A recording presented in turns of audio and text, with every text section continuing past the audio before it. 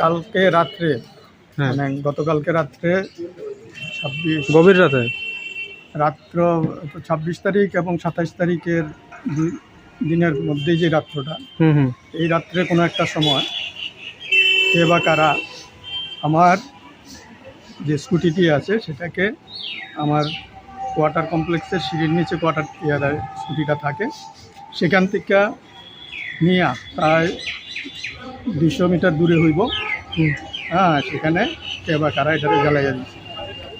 সকালবেলা পাড়ার কিছু ছোট ছেলে আমার ছেলের সঙ্গে খেলাধুলা করে ওরা এসে আমার ঘুম থেকে তুললো এবং বললো যে রাত্রেবেলা তারা দেখছে কে বা কারা এটাকে আগুন দিয়ে জ্বালাই দিতে হবে। হুম হুম তখন যাই আমি দেখলাম যে স্কুটিটা জ্বলন্ত অবস্থায় তার স্ট্রাকচারটা করে দিচ্ছে। এটা স্কুটিটার নাম্বার?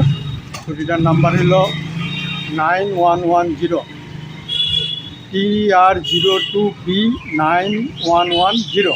আচ্ছা, আপনার কি মনে হয় এই যে অগ্নিসংযোগ করছে এর পেছনে এই স্থানীয় কেউ জড়িত আছে বলে আপনার মনে হয় না? এটা তো আমার সঙ্গে তো কারোরই কোনো এরকমই নেই, তবে হ্যাঁ আমি বাম রাজনীতির সঙ্গে জড়িত।